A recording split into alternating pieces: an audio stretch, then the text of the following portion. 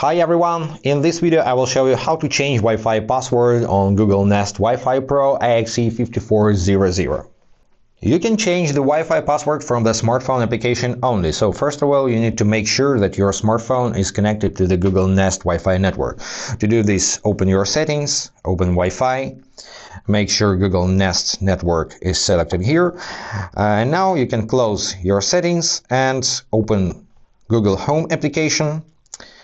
Stay on the Favorites tab at the bottom, tap on Wi-Fi, and tap on Share Password, and then tap on this pencil icon at the top. Now you can tap on this field to change your password, tap on this eye icon to see what you're typing, enter your new password, hit Save. Changing this may disconnect your devices, of course. Now hit Change.